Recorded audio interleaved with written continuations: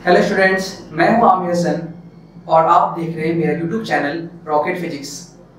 Class 10 का आज हम लोग फर्स्ट चैप्टर में फोर्स कंप्लीट करने वाले हैं। पिछले क्लास में हम लोग ने इस चैप्टर में क्या क्या किया था? पिछले क्लास में मेनली हम लोग ने न्यूटन्स लॉ ऑफ मोशंस किया था, ठीक है, जहां पे हम लोगों ने डिस्कस किया था फर्स्ट लॉ, सेकेंड लॉ, ठीक है। फर्स्ट लॉ और सेकेंड लॉ में लगभग हम लोग सब कुछ प्रूव कर चुके हैं, दिखा चुके हैं। हम लोग का लास्ट इक्वेशन जो हुआ था थर्ड लॉ में क्या था? थर्ड लॉ में सेकेंड लॉ में जो लास्ट इक्वेशन आया था, सेकेंड लॉ में जो लास्ट इक्वेशन आया था वो ये आया था कि force is equal to del p by del t और force is equal to m a, ठीक है। मैंने सब कुछ एक्सप्लेन किया था, इसलिए वापस मैं इसको एक्सप्लेन नहीं करूंगा। मैंने बताया था कि rate of change of momentum is equal to क्या होता है? फोर्स होता है, या फिर एम इज इक्वल टू क्या होता है? फोर्स होता है, ठीक है। हम लोग अभी इसके ऊपर बहुत सारा न्यूमेरिकल प्रॉब्लम भी करेंगे। इसके बेसिस पे हम लोग कुछ प्रॉब्लम्स पिछले क्लास देखे थे एग्जांपल में, और आज हम लोग थर्ड लॉ देखने वाले हैं, न्यूटन्स थर्ड लॉ। अच्छा, ये न्यूटन्स थर्ड लॉ जो है, ऐसा कोई भी स्टूडेंट नहीं है जो न्यूटन्स थर्ड लॉ के बारे में नहीं जानता है। हर एक बच्चा जानता है कि न्यूटन्स थर्ड लॉ क्या होता है। फिर भी हम लोग आज न्यूटन्स थर्ड लॉ डिस्कस करेंगे। न्यूटन्स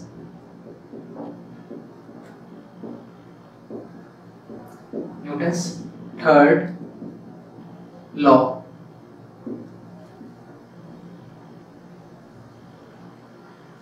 ठीक है।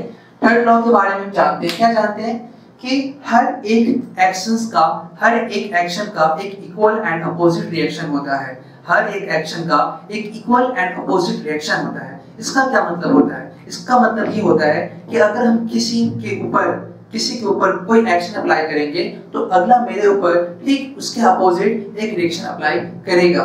एग्जांपल के तौर पे मान लेते हैं कि मेरे सामने ये रखा हुआ एक बोर्ड है। इस व्हाइट बोर्ड पे अगर मैं कुछ फोर्स अप्लाई करूंगा, सपोज कर लीजिए कि मैंने 10 न्यूटन का फोर्स मारा उस व्हाइट बोर्ड के ऊपर, ठीक है। तो अगर मैं 10 न्यूटन का फोर्स उस व्हाइट बोर्ड पे मारूंगा, हिट करूंगा, तो उसके रिस्पांस में, इस फोर्स के रिस्पांस में वो व्हाइट बोर्ड मेरे हाथ पे, जिस हाथ से मैं बोर्ड को मार रहा हूं, उस हाथ पे वापस एक रिएक्शन 10 न्यूटन फोर्स लगाएगा, ठीक है। मतलब कि अगर तुमने अपने दोस्त को 10 न्यूटन से धक्का मारा तो तुम्हारा हाथ जो है ठीक 10 न्यूटन का धक्का फील भी करेगा। ऐसा नहीं है कि तुमको लगा तुमने सिर्फ उसको धक्का मारा, तुम्हारा हाथ भी क्या करेगा? एक अपोजिट रिएक्शन फील करेगा। मतलब कि ये है, देखिए समझिए इस बात को। अगर ये ऑब्जेक्ट है, ठीक है, अगर ये ऑब्जेक्ट ए जो है, मान लीजिए कि बी को हिट कर रहा है। क्या कर रहा है? बी को हिट कर रहा है। कितने फोर्स से हिट कर रहा है? तो ये ए जो है बी के ऊपर 10 न्यूटन का फोर्स अप्लाई किया, तो ये 10 न्यूटन ए इसके ऊपर अप्लाई किया है। देयरफॉर एक्शन ऑन बी, क्योंकि ये पहले मारा, जो पहले रिस्पांस करेगा, जो पहले एक्ट करेगा, उसको बोलते हैं एक्शन फोर्स, ठीक है। अब जैसे धक्का मारा तो कुछ इसको फील हुआ कि हमको कुछ ठोकर लगा, ठीक है। अगर हम जोर से वॉल से टकराएंगे तो हमको फील होगा हमको भी चोट लगा, है ना। तो इसको रिएक्शन मिलेगा, क्योंकि ये बाद में पैदा हो रहा है, इसलिए इसको रिएक्शन बोलेंगे, ठीक है। और ये रिएक्शन फोर्स कितना होगा? ये भी होगा 10 न्यूटन, लेकिन ये क्या होगा? ये होगा रिएक्शन। क्या होगा? रिएक्शन। क्लियर है? अब समझिए इस बात को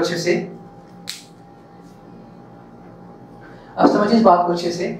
एक्शन और रिएक्शन में हम लोग एक चीज देखना चाहेंगे कि क्या ये एक्शन और रिएक्शन में अगर इक्वालिटी है तो सिस्टम पे या फिर ए और बी पे नेट फोर्स क्या होगा? देखिए यहाँ पे बहुत बड़ा कंफ्यूजन है। बहुत लोगों से मैं पूछता हूँ, सपोज कर लीजिए मैं अभी आपसे ही पूछता हूँ, अभी आपके सामने एक चेयर रखा हुआ है, सपोज कर लीजिए चेयर रखा हुआ है, ठीक है। आपने क्या किया? उस चेयर को 10 न्यूटन के फोर्स से धक्का मारा, ठीक है। कितना से धक्का मारा आपने उसको 10 न्यूटन के फोर्स से धक्का मारा, ठीक है। तो वो चेयर भी रिस्पांस में, आपके एक्शन के रिस्पांस में 10 न्यूटन का धक्का वो भी मारेगा। तो आपने अगर 10 न्यूटन इधर एक्ट किया तो वो 10 न्यूटन इधर एक्ट करेगा, है ना, ठीक है। 10 और 10 एक दूसरे को क्या करेगा? इक्वल एंड अपोजिट कैंसिल कर सकते हैं, है ना। आप समझिए बात को, ये 10 और ये 10, तो 10 माइनस 10। क्यों ऐसे? क्योंकि जब हम किसी ऑब्जेक्ट को 10 से पुल करेंगे और अगला भी उसको 10 से पुल करेगा तो ऑब्जेक्ट कहीं जाएगा? नहीं, ऑब्जेक्ट कहीं नहीं जाएगा। क्यों? क्योंकि मेरा फोर्स और उसका फोर्स बराबर है। ना ऑब्जेक्ट मेरी तरफ आएगा ना ही वो ऑब्जेक्ट उसकी तरफ जाएगा, क्योंकि वो भी उतना ही फोर्स लगा रहा है जितना मैं लगा रहा हूँ। बस फर्क है वो मेरे अगेंस्ट लगा रहा है, मैं उसके अगेंस्ट लगा रहा हूँ। तो अगर उस ऑब्जेक्ट को छीनना है तो मुझे 10 से ज्यादा लगाना होगा, तो मैं बोलेंगे तुम्हारा ताकत ज्यादा है, तुम्हारा फोर्स ज्यादा है, इसलिए ऑब्जेक्ट तुम्हारी तरफ चला गया, है ना। तो ऑब्जेक्ट फाइनली मूव तभी करता है जब नेट मूवमेंट हो, ठीक है। अब देखते हैं, तो ये एक्शन है और ये रिएक्शन है, दोनों 10 न्यूटन का। अब बात को समझिए, अभी मैंने आपको एग्जांपल क्या दिया कि 10 न्यूटन का फोर्स अगर आप चेयर के ऊपर लगा रहे हैं, तो अगर मैं मान लीजिए कि मैं आपसे पूछ रहा हूं कि ये चेयर है और मैंने चेयर के ऊपर 10 न्यूटन का फोर्स अप्लाई किया,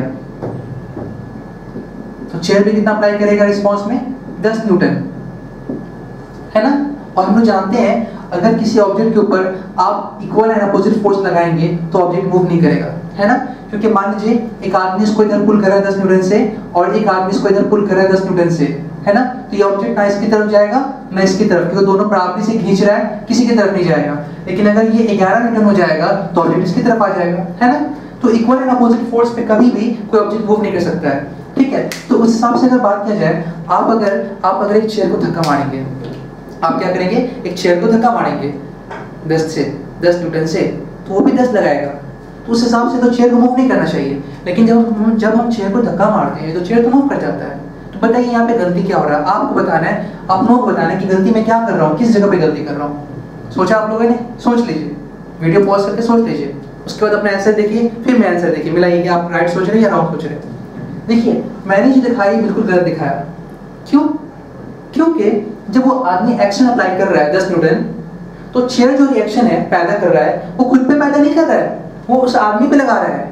क्योंकि जब ये A B के ऊपर लगाया 10 न्यूटन, तो ये B A के ऊपर लगाया 10 न्यूटन। अगर B खुद के ऊपर 10 न्यूटन लगा लेता तो B आगे नहीं मूव करता। इसका मतलब ये हुआ कि एक्शन और रिएक्शन जो होता है वो दो डिफरेंट बॉडी पे एक्ट करता है, वो सेम बॉडी पे एक्ट नहीं करता है, ठीक है। ये बात याद रखना बहुत जरूरी है। तो एक्शन और रिएक्शन जो होता है, इसलिए उस एक्शन और रिएक्शन के बेसिस पे ये गलत है। एक्शन और रिएक्शन दो डिफरेंट बॉडी पे यूज है ना। तो इसका मतलब कि अगर हम लोग इसको FBD बनाएंगे, FBD मैंने बनाना सिखाया था आप लोगों को। FBD का मतलब होता है free body diagram, free body diagram. तो फ्री बॉडी डायग्राम के हिसाब से आप अगर A को दिखाएंगे अलग करके और B को दिखाएंगे अलग करके, ठीक है। तो आप क्या बोलेंगे कि ये A हो गया, ये B हो गया। अच्छा, B के ऊपर कौन कौन सा फोर्स ऐड कर रहा है? तो B के ऊपर पहले इसका वेट नीचे ऐड कर रहा है, मैंने आप लोगों को सिखा दिया है। mg, normal, contact force, tension force, friction force सब कुछ बता दिया है। तो फिलहाल इसका वेट नीचे ऐड करेगा और नॉर्मल ऊपर, मैंने ये भी सिखाया था। नॉर्मल ग्राउंड के ऊपर mg और नॉर्मल क्या होता है? बैलेंस होता है, तो वो खत्म, वो बचेगा नहीं, वो खत्म हो जाएगा। लेकिन A आके धक्का मारा उसको, कितना से धक्का मारा? A ने आकर के B को 10 न्यूटन के फोर्स से धक्का मार दिया। और इसके अलावा कोई फोर्स है B के ऊपर? नहीं। दो फोर्स तो कैंसिल हो गया, बचा ये एक फोर्स। इसको कैंसिल करने वाला कोई नहीं है, कोई भी नहीं है, ठीक है। अब आते हैं A की तरफ। A का mg नीचे, A का नॉर्मल ऊपर, weight balance by normal force, therefore n = mg, वो balance equal and opposite cancel, खत्म हो गया। लेकिन अभी यहाँ पे जब A ने B को धक्का मारा तो B ने A को उसके इक्वल एंड अपोजिट धक्का मारा है ना, ठीक है, मार दिया। अब देखिए ये एक्शन ऑन A है और ये रिएक्शन ऑन ये एक्शन ऑन B है एंड ये रिएक्शन ऑन A है। अब आपसे पूछा जाए कि find the net force on the A, find the net force on the A। तो net force on the A क्या आ गया? इक्वल टू 10 न्यूटन, ठीक है। देयरफॉर अब अगर बात की जाए कि find the net force on the B, तो नेट फोर्स ऑन B क्या आ गया? वो भी कितना है? 10 न्यूटन। वो भी कितना है? 10 न्यूटन, ठीक है। अब आपसे ये पूछ सकता है कि इसका एक्सेलरेशन कितना होगा, ये वगैरह वगैरह पूछ सकता है। तो देखिए एक्सेलरेशन कितना होगा, हम लोग अभी न्यूटन सेकेंड लॉ पढ़ के आ रहे हैं। सपोज कि मास ऑफ A गिवन है वो 2 kg है, ठीक है, and mass of B given है वो 1 kg है। मतलब कि दोनों डिफरेंट मास का है। मे बी पॉसिबल है कि दो डिफरेंट मास भी हो सकते हैं, ठीक है, और सेम मास भी हो सकते हैं, ठीक है। तो फिलहाल मैंने ऐसा एज्यूम किया है कि A का मास 2 kg है और B का मास क्या है 1 kg है। तो अगर बात किया जाए net acceleration of the A, तो we know that net force किसी भी बॉडी में जो हम नेट फोर्स एक्ट करते हैं, क्योंकि अगर हम नेट फोर्स एक्ट नहीं करेंगे तो बॉडी में मोशन नहीं होगा। सपोज ये इतना सारा पेन रखा हुआ है ना, अगर किसी के ऊपर कुछ फोर्स नहीं लगा है, कोई नेट फोर्स अप्लाई ना हो, तो ये कोई पेन मूव नहीं करेगा, अपने स्टेट को चेंज नहीं करेगा। लेकिन मान लीजिए मैंने इसको इस ब्लैक पेन को हिट किया, ठीक, जैसे हिट किया वो एक्सेलरेट कर गया, है ना। इसका मतलब कि जब बॉडी एक्सेलरेट करता है तो बॉडी में नेट एक्सेलरेशन के आने का मतलब ही होता है नेट फोर्स है, और अगर नेट फोर्स होगा तो नेट एक्सेलरेशन होगा, और अगर नेट एक्सेलरेशन होगा तो नेट फोर्स होगा, और अगर नेट फोर्स जीरो, कोई फोर्स नहीं है, नो एक्सेलरेशन, जीरो एक्सेलरेशन, मास होगा पर एक्सेलरेशन उस मास का नहीं होगा, ठीक है। तो अभी हम लोग क्या देखने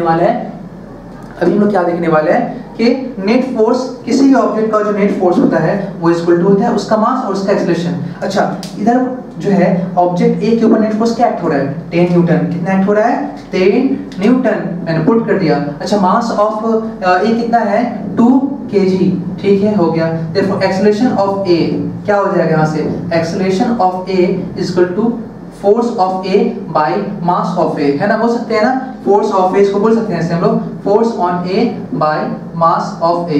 क्लियर है। इसको सॉल्व करेंगे तो क्या आएगा, ये सॉल्व करने पे आ जाएगा 5 एक्सेलरेशन का यूनिट क्या होता है मीटर पर सेकंड स्क्वायर। ये फाइंड हो गया किसका एक्सेलरेशन ए का। अब आते हैं बी की तरफ, तो बी का एक्सेलरेशन कितना होगा, तो second law according to Newton second law हम लोग सीखे थे ना, according to Newton second law force is equal to mass into acceleration, तो net force of B, net mass of B, net acceleration of B। तो अब देखते हैं क्या B के ऊपर कोई नेट फोर्स है, हाँ बिल्कुल, B के ऊपर नेट फोर्स 10 न्यूटन का है, तो मैंने यहाँ पर 10 न्यूटन पुट कर दिया। आप यूनिट पुट कर सकते हैं और मन करेगा तो नहीं भी कर सकते हैं, ये आपके ऊपर डिपेंड करता है, हम लोग नहीं करते हैं, आप लोग कर सकते हैं। मास ऑफ B कितना है, मास ऑफ B 1 kg है इनटू एक्सेलरेशन ऑफ B, ठीक है। या फिर आप इसको ऐसे सॉल्व भी कर सकते हैं directly, acceleration of B is equal to net force on B by net mass of B, ठीक है। अब देखिए नेट फोर्स ऑफ B, वो B के ऊपर नेट फोर्स कितना एक्ट हो रहा है 10 न्यूटन। अच्छा, मास ऑफ B कितना है 1, तो एक्सेलरेशन क्या आ गया 10, यूनिट क्या हो गया मीटर पर सेकंड स्क्वायर। तो आंसर साफ साफ दिखाई दे रहा है, acceleration of A 5 meter per second square and acceleration of B 10 meter per second square. अब आप देखिए यहाँ पर दोनों ही केस में अगर बात किया जाए तो एक्सेलरेशन ऑफ A का जो फॉर्मूला हो गया, किसी का भी एक्सेलरेशन जब हम निकालेंगे तो ये क्या याद रखेंगे, तो अच्छी बात याद रखेंगे कि किसी भी ऑब्जेक्ट के ऊपर एक्सेलरेशन निकालना है, किसी भी ऑब्जेक्ट के ऊपर, जिस ऑब्जेक्ट के ऊपर निकालना है, फोर्स निकालेंगे नेट उस ऑब्जेक्ट के ऊपर, तो उस ऑब्जेक्ट का नेट फोर्स, ठीक है, ऑब्जेक्ट का एक्सेलरेशन, ऑब्जेक्ट का नेट फोर्स और ऑब्जेक्ट का मास, ठीक है। अगर नेट फोर्स ऑन ऑब्जेक्ट 0 है तो एक्सेलरेशन भी क्या आ जाएगा 0, है ना, ठीक है। तो ये हम लोग आज का फॉर्मूला हो गया एक्सेलरेशन फाइंड करने का, ठीक है। अब इसमें एक बात करते हैं, देखिए गौर कीजिए, दोनों में जो फोर्स अप्लाई हुआ सेम है, इसका भी नेट फोर्स 10 है, इसका भी नेट फोर्स सेम है। कुछ लोग सोचते हैं क्या कि अगर सॉरी कि ऑब्जेक्ट में अगर दोनों का फोर्स सेम होगा तो अगर दोनों का फोर्स डिफरेंट होगा तो एक्सेलरेशन ज्यादा होगा। देखिए एक्सेलरेशन जो है वो फोर्स पे से डिपेंड नहीं करता है, एक्सेलरेशन फोर्स और मास दोनों पे डिपेंड करता है। तो अगर किसी केस में ऐसा मान लीजिए, इफ ऐसा हो जाए कंडीशन लगा रहे हैं हम लोग, ये तो फॉर्मूला हो गया एक्सेलरेशन का, कंडीशन लगा रहे क्या कि इफ सेम है, सेम मतलब कांस्टेंट भी बोल सकते हैं, तो एक्सेलरेशन जो हो गया इनवर्सली टू मास,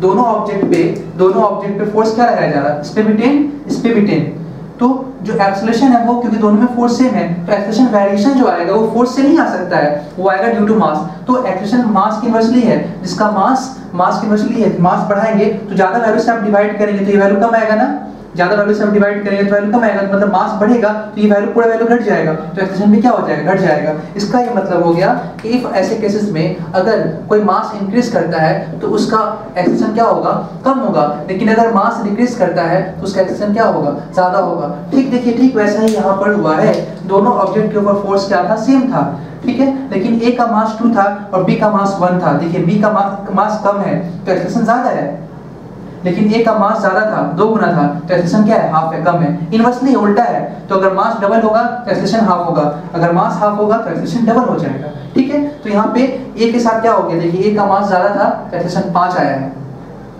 मास ज्यादा है का तो एक्सेलरेशन कम आया है। ठीक है, लेकिन बी का मास क्या है, कम है, 1 ही है सिर्फ, मास कम है तो एक्सेलरेशन क्या है, बी का ज्यादा आया है, मास कम है तो ज्यादा आएगा एक्सेलरेशन। क्लियर है, तो ये हम लोग का नॉर्मल कांसेप्ट हो गया। क्लियर है, कोई प्रॉब्लम नहीं है। अब यहाँ पे एक बात आप देख सकते हैं, कभी कभार आपको ग्राफ्स वगैरह भी पूछता है यहाँ से कि फोर्स एक्सेलरेशन में ग्राफ क्या होगा वगैरह वगैरह, तो मैं इतना अभी ग्राफ शायद मैंने पिछले क्लास बता दिया है, ग्राफ को मैं अलग से एक बार फिर से डिस्कस करूंगा, एक मैं चैप्टर बनाऊंगा, एक वीडियो बनाऊंगा जो पूरा ग्राफ से रिलेटेड ही होगा, उसमें सारा ग्राफ मैं डिस्कस करूंगा। ठीक है, फिलहाल ये हो गया न्यूटन्स मेरा थर्ड लॉ। ठीक है, अब थर्ड लॉ का एप्लीकेशन देखेंगे हम लोग, थर्ड लॉ का एप्लीकेशन क्या है। ठीक है, तो आप लोग पहले इसको नोट करेंगे अच्छे से, उसके बाद हम लोग थर्ड लॉ का एप्लीकेशन भी देख लेंगे साथ में। वीडियो पॉज करके आप लोग इसको नोट कर लीजिए। फिलहाल आप तो समझ ही गए होंगे कि एक्शन और रिएक्शन कैसे एक्ट करता है। एक्शन और रिएक्शन दो डिफरेंट बॉडी के ऊपर एक्ट करता है।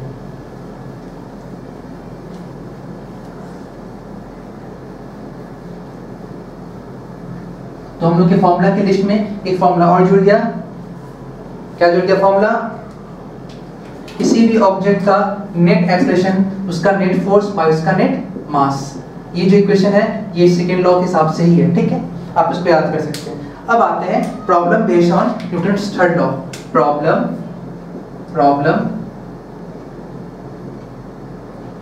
Based on Newton's third law of motion.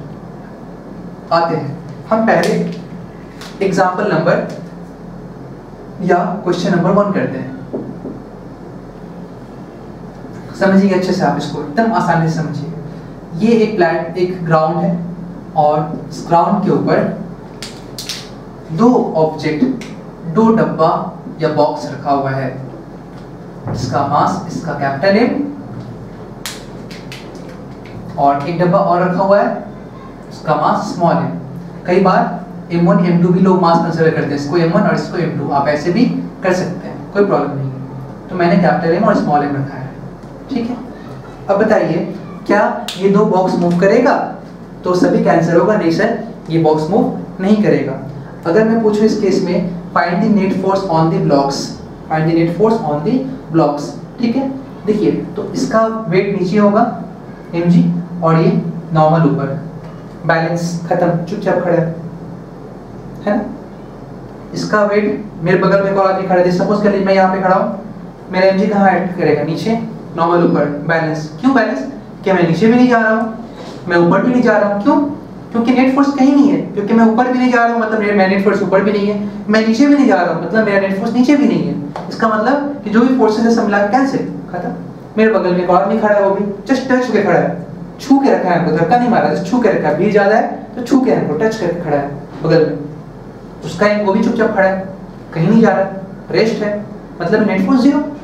Net force zero मतलब उसका mg नीचे, नॉर्मल ऊपर, वो ऊपर भी नहीं जा रहा, वो नीचे भी नहीं जा रहा, मतलब कि ऊपर का फोर्स बराबर नीचे का फोर्स, तो उसका भी नॉर्मल इक्वल टू mg, खत्म, बात खत्म इसका। अच्छा, अब अगर मान लीजिए हम लोग दोनों खड़े हैं तो रुके हुए, अब अगर ये धक्का मार दिया हमको, तो जैसे ही हमको धक्का मारेगा एक्शन, तब मैं भी उसको क्या मारूंगा, रिएक्शन। या मान लीजिए मैं इधर खड़ा था, मैंने उसको धक्का मार दिया ऐसे करके, एक्शन, तो मुझे क्या मारेगा, रिएक्शन। तो इनके बीच में जो फोर्स आएगा टच करने में, ये जो टच कांटेक्ट है, ये फोर्स तभी आएगा जब कोई धक्का मारा जाए, समझ रहे ना। तो अगर यहाँ से अगर ये रेस्ट में है, पहले मान लेता हूँ कि ये लोग रेस्ट में है, रेस्ट में है, और मैं पूछता हूँ कि इसका फ्री बॉडी डायग्राम ड्रॉ करो। ड्रॉ दी, पहला क्वेश्चन है, draw the FBD of m and small m। तो मैक्सिमम बच्चे जो ड्रॉ करता है उसमें गलती क्या कर लेता है, देखिए गलती वो क्या करता है, मैं समझा रहा हूँ आपको। पहले ही कैपिटल M का FBD बनाते हैं हम लोग, उसके बाद स्मॉल m को फ्री बॉडी डायग्राम में दोनों को अलग अलग करके दिखाएंगे। इसका मतलब ये नहीं कि वो लोग अलग है, फ्री बॉडी डायग्राम बना रहे हैं ना, तो हम उसको अलग करके दिखाते हैं, जितना फोर्स सब दिखा देते हैं। तो इसका वजन कहाँ होगा, नीचे mg, और ग्राउंड से क्या है, ग्राउंड, ये ग्राउंड पे हमारा एक्शन, ग्राउंड से है इसका प्रेडिक्शन। ठीक है, तो ये mg ऐड हो रहा है, mg क्यों ऐड हो रहा है, ड्यू टू ग्रेविटी। देयरफॉर एक तरह mg की तरफ आप बोल सकते हैं कि एक तरह का एक्सटर्नल फोर्स है, एक्सटर्नल ग्रेविटी बाहर से है ना, ग्रेविटी मेरा नहीं है, ग्रेविटी अर्थ का है, तो अर्थ हमको खींच रहा है, तो अर्थ एक्ट कर रहा है मेरे ऊपर, तो अर्थ बाहर से फोर्स लगा रहा है, ये ग्रेविटी मेरे अंदर से नहीं आ रहा है ना। बाहर से आ रहा है। अगर अर्थ का ग्रेविटी खत्म कर दिया जाए, जैसे स्पेस में कोई ग्रेविटी नहीं होता है, हवा में सब उड़ता रहता है ना, क्यों उड़ता रहता है? हाँ, कोई ग्रेविटी नहीं। तो ग्रेविटी जो एक तरह से एक्सटर्नल फोर्स है जो बाहर से एक्ट करता है। कई बार लोग सोचते हैं कि अच्छा mg इसमें से आता है, इसमें से नहीं आता है, वो अर्थ से आता है ना। तो ये एक्सटर्नल फोर्स हुआ mg, और ग्राउंड क्या लगा रहा है? नॉर्मल, हो गया बैलेंस। इसका mg कहाँ होगा? नीचे, इसका नॉर्मल ऊपर। तो मैं इसके नॉर्मल को 1 मान ले रहा हूँ, इसके नॉर्मल को 2 मान ले रहा हूँ, ठीक है। ये ब्लॉक नीचे भी नहीं जा रहा है, ये ब्लॉक ऊपर भी नहीं जा रहा है, तो हम क्या कह सकते हैं? N1 = mg, जैसा हम लोग सीखे हैं नॉर्मल फोर्स में, है ना, फर्स्ट वीडियो में हम लोग सीखे थे। फर्स्ट या सेकंड वीडियो एग्जैक्टली याद नहीं मुझे, शायद हम लोग सेकंड वीडियो में इसको स्टार्ट किया था, तो ये सेकंड वीडियो ठीक है। इसके ऊपर नेट फोर्स कितना होगा? तो इसका नेट फोर्स होगा N2 = mg, है ना। अब क्या है, अब आपको देखना है इनके बीच का फोर्स होगा कि नहीं होगा। तो मैंने पहले आपको बताया ये रेस्ट में है, रेस्ट में है तो कोई भी ऑब्जेक्ट एक दूसरे को सिर्फ टच करके है, उसके ऊपर कोई फोर्स एक्ट नहीं कर रहा है, ठीक है, जस्ट टच है, जस्ट टच। तो इसके बीच आप लोग फोर्स नहीं दिखाएंगे। लेकिन अगर मान लीजिए कि ये केस सेकेंड केस में कुछ ऐसा देता, क्वेश्चन नंबर 2,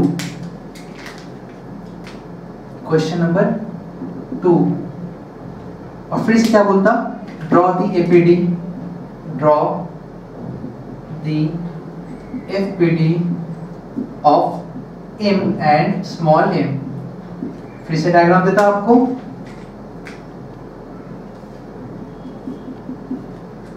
एक मास कैपिटल M है, देखिए यहाँ पे ये रहा बड़ा वाला मास, और एक मास स्मॉल m है, और ये रहा छोटा वाला मास, ठीक है, मास स्मॉल m। और क्या लिखा था कि बाहर से एक फोर्स आ रहा है इसके ऊपर, देखिए फोर्स, तो ये इधर जाएगा, है ना, तो m जाकर धक्का मारेगा उसको, क्योंकि इस फोर्स की वजह से m जाकर धक्का मार देगा स्मॉल m को, है ना।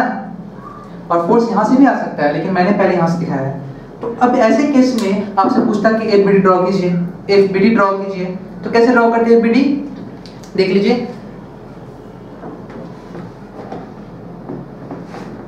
एफबीडी हम लोग कैसे ड्रॉ करते हैं? तो ऐसे पहले हम ड्रॉ करेंगे नॉर्मल ब्लॉक्स को, एफबीडी के कैपिटल M, और फिर ड्रॉ करेंगे स्मॉल m, है ना। फोर्स दिखाई है, फटाफट इसके ऊपर क्या क्या दिखाएंगे? इसका mg नीचे, सॉरी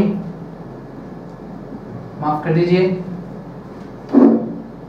नॉर्मल इसका ऊपर, इसका mg नीचे, नॉर्मल इसका ऊपर, हो गया। m के ऊपर क्या है? एक फोर्स और है ना, देखिए m के ऊपर एफबीडी का मतलब क्या होता है? इसमें जितना फोर्स सब दिखाइए। तो m के ऊपर एक फोर्स आया बाहर से, वो भी दिखाना होगा आपको कि वो फोर्स इसके ऊपर है। अब जैसे ये फोर्स जाएगा तो m जो है इसको धक्का मारेगा, m इसको धक्का मारेगा, तो ये जो धक्का है क्या? ये धक्का नहीं है, ये जो धक्का, ये इसको धक्का मारा, और ये जो इसको धक्का मारा कि ड्यू टू कांटेक्ट, तो उसको आप क्या लिखेंगे? C for contact force, C for contact force. तो यहाँ पे m क्या हुआ? उसके बीच F के धक्का होने की वजह से ये कांटेक्ट होने का कांटेक्ट फोर्स लगा, कांटेक्ट होने की वजह से, तो ये कांटेक्ट फोर्स लगाया, तो ये लगाया एक्शन, तो ये भी उसके ऊपर क्या मारेगा? एक reaction, equal and opposite reaction, है ना, समझ गए, है ना, समझ गए ना। तो ये रहा फोर्स दिखाने का तरीका कि कैसे हम फोर्स दिखाएंगे। तो टोटल फोर्स एक्ट जो हुआ वो कैपिटल M पे इतना, स्मॉल m पर इतना। अभी अगर इसके अंदर एक सवाल और करता, क्वेश्चन नंबर 2 में अगर एक सवाल और करता, find the net acceleration of each block. इसके अंदर एक क्वेश्चन ये है, और एक क्वेश्चन और है, फाइंड द एक्सेलरेशन नेट, मैंने ए नेट लिखा है, ए नेट मतलब net acceleration of each block, her block का एक्सेलरेशन निकालिए। अब सोचिए क्या करेंगे, क्योंकि अब क्या निकालना है? एक्सेलरेशन।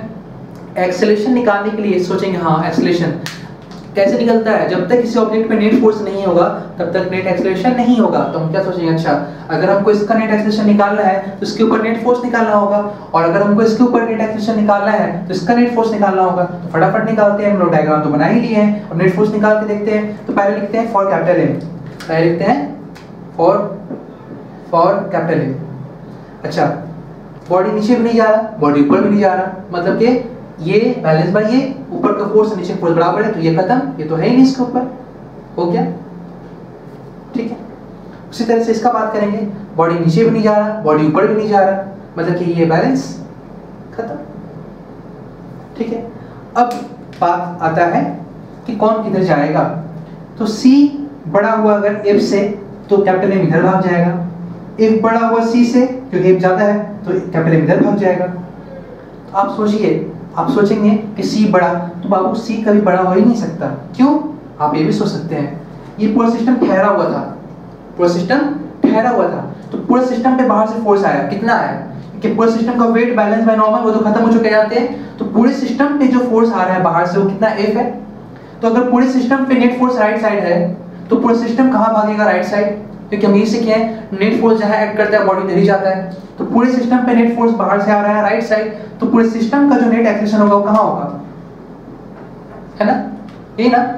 और जितना से ये आगे बढ़ेगा उतना से ये भी, दोनों का एक्सेलेरेशन सेम होगा। बोले सर आप तो आप बताए थे कि जिसका मास छोटा बड़ा होता है एक्सेलेरेशन अलग अलग होता है। हाँ ठीक है, अलग अलग होता है, अलग अलग होता है, लेकिन जब अलग अलग मूव करे, जब अलग अलग, देखिए उसमें वो एक आगे जा रहा था वो पीछे जा रहा था, लेकिन अभी दोनों एक साथ मूव करेगा। सपोज कर लीजिए कि मैंने यहाँ पे एक बक्सा रख दिया, ठीक है, जैसे सपोज कर लीजिए, यहाँ देखिए, इसको देखिए, मैं इसको दिखाता हूँ, ठीक है, ये कैसे देखिए, ये पीछे ब्लू पेन है और इधर ब्लैक पेन है, धक्का मारो धक्का मारो धक्का मारो, तो जिस स्पीड से ब्लू पेन चल रहा है उस ब्लैक पेन चल रहा है, ब्लू को रोक देंगे तो ब्लैक रुक जाएगा, मतलब कि इसका एक्सेलेरेशन इसके ऊपर डिपेंड है ना।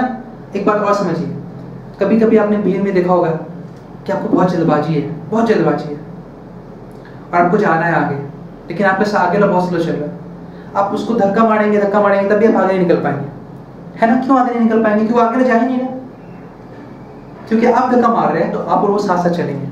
जैसे आप अगर अलमीरा को धक्का मार रहे हैं तो ऐसा थोड़ी ना कि धक्का मारे अलमीरा पहले भाग गया आप पीछे से आ रहे हैं, ऐसा नहीं होगा। तो आप और अलमीरा साथ साथ चलेंगे, क्योंकि अलमारी जो एक्सेलरेट कर रहा है वो आपके ऊपर डिपेंड कर रहा है। आप जितने स्पीड से आएंगे अलमारी भी या अलमीरा भी उतने स्पीड से जाएगा, ठीक है। तो ये सही केस है। लेकिन अगर मान लीजिए आगे वाला तेज भाग रहा है, सपोज आप अपने दोस्त को धक्का मार रहे हैं, लेकिन आपका दोस्त तेजी से भाग रहा है, तो आप उसको धक्का मार पाएंगे? नहीं, आप अलग जाएंगे, वो अलग जाएगा। तो कभी भी हम लोग के मोशन में जब आगे वाला तेज भागता है तो पीछे वाला पीछे रह जाता है, तो दोनों अलग हो जाता है, दोनों सेपरेट हो जाता है, सेपरेट, तो दोनों का एक्सेलेरेशन भी सेपरेट होता है। लेकिन जब दोनों से टच करके रखेगा, टच करने मतलब क्या होता है? एक साथ रहना। टच के मतलब एक सिस्टम में एक ही एक्सेलेरेशन। अब बोले सर क्या मतलब है? Common sense. बस में आप गए हैं, बस का एक्सेलेरेशन अगर 10 है तो उसके अंदर रहने वाला जितना पैसेंजर सबका एक्सेलेरेशन क्या होगा? 10 ही होगा। ऐसा तो नहीं है कि बस के अंदर एक पैसेंजर का एक्सेलेरेशन 10 है, कभी से, तब तो पता चला बस से पहले वो पैसेंजर ही पहुंच गया कहीं, है ना। ऐसा तो नहीं होता है। तो समझ गए ना, एक कॉमन सिस्टम में एक ही एक्सेलेरेशन, तो ये इसके ऊपर जो एक्सेलेरेशन है वो इस पे डिपेंड करता है, जितना से पीछे एक्सेलरेट करे उतना वाला आगे से, तो पूरा सिस्टम का एक्सेलेरेशन क्या होगा? सेम होगा। ओ तो इसका मतलब ये हो गया कि कैपिटल M कहाँ जाएगा? राइट या लेफ्ट? तो राइट। क्यों राइट? क्योंकि सिस्टम में फोर्स जो आ रहा है वो बाहर से आ रहा है, ठीक है। कितना से एक्सेलरेट करेगा? मान लेते हैं ये निकालना पड़ेगा हमको। तो बोला था क्या? Find the acceleration of each block. Each block मतलब कि दोनों एक्सेलरेशन क्या होगा? सेम ही होगा। हम कोई भी निकाल लेते हैं, ठीक है। मैंने बता दिया दोनों का एक्सेलरेशन क्या होगा? सेम होगा, क्योंकि स्मॉल m का acceleration depend on the acceleration of capital M, ठीक है। अच्छा, इसका एक्सेलरेशन भी कहाँ होगा? सेम ही होगा, ठीक है। तो अगर हम देख रहे हैं तो ये एक्सेलरेशन कहाँ जा रहा है? राइट, मैंने दिखा दिया राइट। अच्छा, ये ब्लॉक भी कहाँ जा रहा है? राइट, मैंने दिखा दिया राइट। अब समझिए बात को अच्छा से, इसको पार्ट्स सेपरेट कीजिए, ये अलग डायग्राम, ये अलग डायग्राम। फॉर ए, अगर ये बड़ा वाला मास इधर एक्सेलरेट कर रहा है, मतलब कि ये वाला मास इधर एक्सेलरेट कर रहा है इधर, इसका मतलब कि इन दो फोर्स में कौन सा बड़ा होगा? ये बड़ा होगा, है ना। क्योंकि अगर कांटेक्ट अगर इससे बड़ा हो जाएगा तो ब्लॉक मास मूव ही नहीं करेगा। इसका मतलब कि जो फोर्स यहाँ से आ रहा है, ये स्मॉल m का कांटेक्ट इसको रोक नहीं पा रहा है। ये कांटेक्ट बेचारा जो धक्का मार रहा है स्मॉल m उसको, उतना ज्यादा नहीं है, ये ज्यादा है। तो ये ज्यादा है, ये कम है, तो इस पे नेट फोर्स क्या होगा? Net force F minus F net क्या होगा? F माइनस C हो गया। अब देखिए, ये नेट फोर्स किसी ऑब्जेक्ट हम लोग पढ़े ना कि force net is equal to, formula लोग है acceleration net is equal to force net by mass net.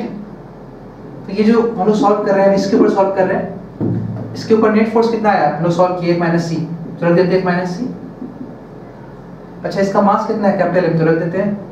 तो ये एक्सेलरेशन निकल गया, किसका निकल गया? A का। हालांकि दोनों एक्सेलरेशन क्या है? सेम ही है। एक्सेलरेशन नेट कितना है इसका? स्मॉल है, तो हमने उसके क्या दिया? स्मॉल है। नेट एक्सेलरेशन कितना है इसका? स्मॉल है। लेकिन प्रॉब्लम है अभी तक हमको C मालूम नहीं है।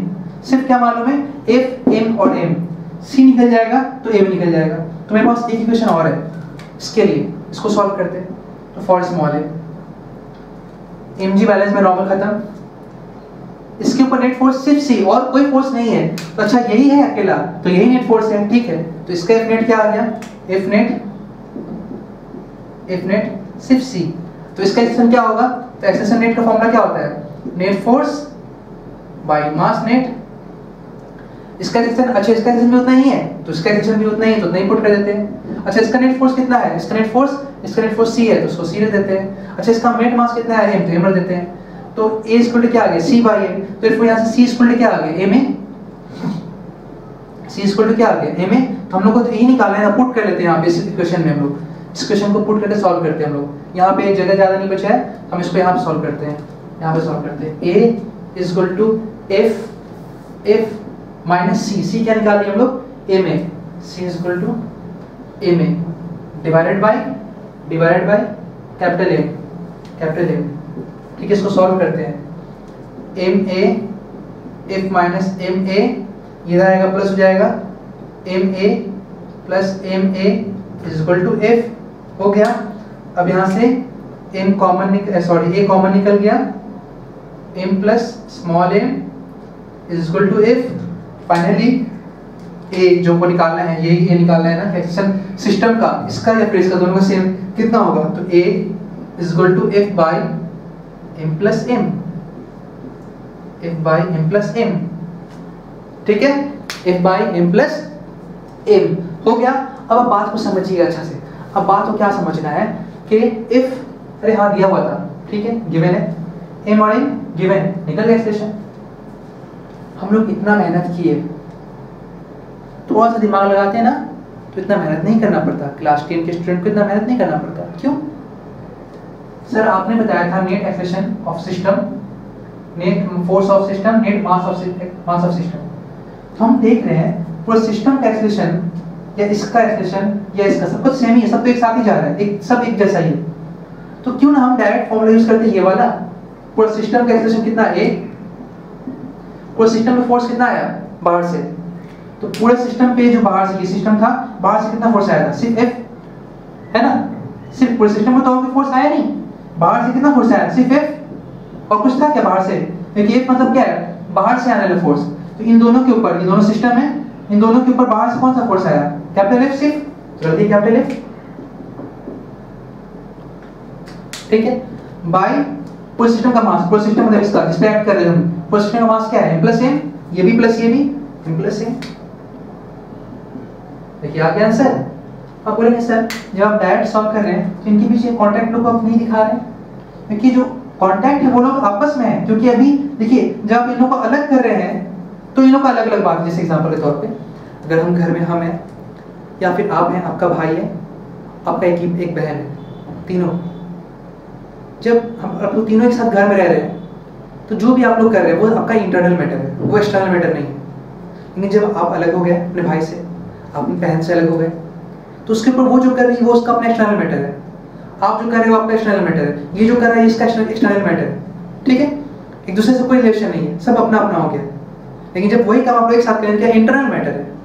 ठीक उसी तरह से जब ये लोग एक साथ है तो ये इस पे लगाया एक्शन, ये लगाया रिएक्शन, एक्शन रिएक्शन बैलेंस खत्म, mg नॉर्मल खत्म, कुछ बचे ही नहीं। तो इन पे नेट फोर्स सिर्फ क्या आ रहा है, जो बाहर से आ रहा है। लेकिन जब हम अलग कर ले रहे हैं, मतलब हमको मतलब मेरे से, तुमसे हमको मतलब नहीं है, तो ये फोर्स एक्ट हो रहा, mg एक्ट हो रहा, नॉर्मल एक्ट हो रहा, और ये उसके ऊपर क्या लगा रहा है, समझ रहे हैं। तो अब ये जो आ रहा है इसके ऊपर आ रहा है, सिस्टम में अब ये अकेला खुद को अकेला सिस्टम मान रहा है, इसको अपना सिस्टम नहीं मान रहा है, तो ये जो इसके ऊपर एक्ट कर रहा है कांटेक्ट कंसीडर हो रहा है। लेकिन जब साथ में रहेंगे तो कांटेक्ट कंसीडर नहीं होगा, वो बैलेंस हो जाएगा, है ना, यही है। तो ये तरीका हो गया। अब आपसे ये पूछ सकता है क्वेश्चन नंबर 3 में, find the contact force between the blocks, find the contact force between the blocks, find the contact force between the block.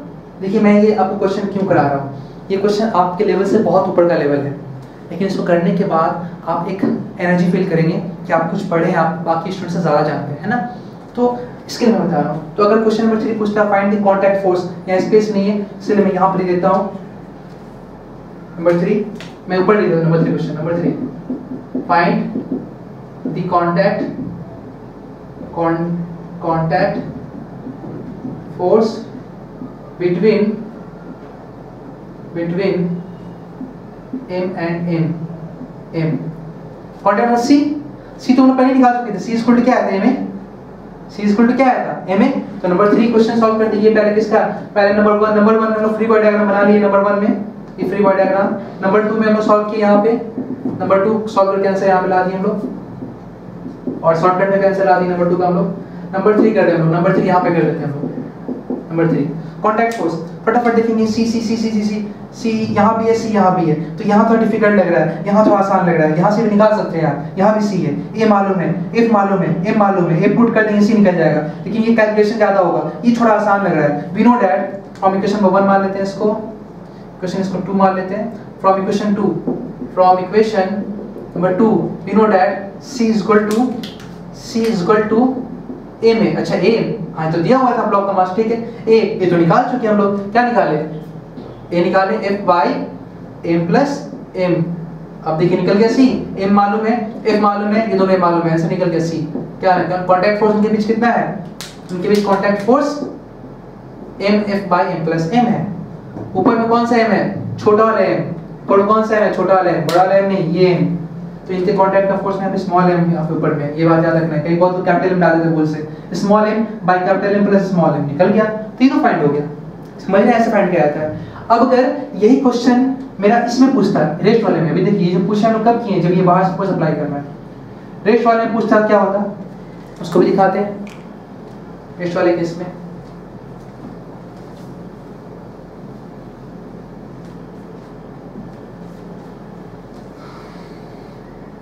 Rest वाले में क्या होगा, mg बैलेंस बाय नॉर्मल, खत्म, ये फोर्स अब है ही नहीं,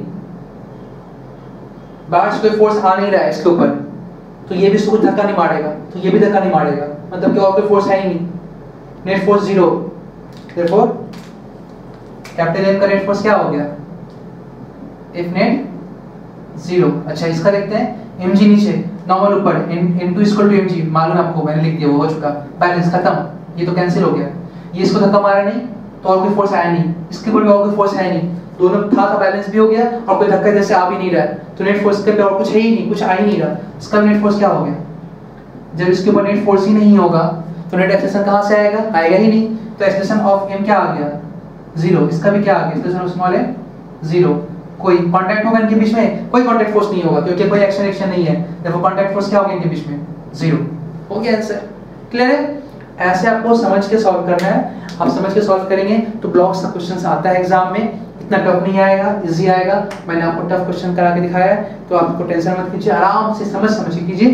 कोई प्रॉब्लम होता है प्लीज मुझे कांटेक्ट कीजिए, ठीक है। जैसे कि कांटेक्ट नंबर आप लोगों को मेरा मालूम ही होगा, मैंने कई बार वीडियो में लिखा है, मेरा ये कांटेक्ट नंबर है 8013082526987453 ये व्हाट्सएप नंबर है। आप अपना कोई भी डाउट मुझे इस व्हाट्सएप नंबर पे व्हाट्सएप करके पूछ सकते हैं, ठीक है। तो आज का ये कांटेक्ट फोर्स का कांसेप्ट क्लियर हो गया है हम लोगों का। न्यूटन्स लॉ ऑफ मोशन में जो थर्ड लॉ है वो भी कंप्लीट हो गया है, थर्ड लॉ हम लोग कर चुके हैं।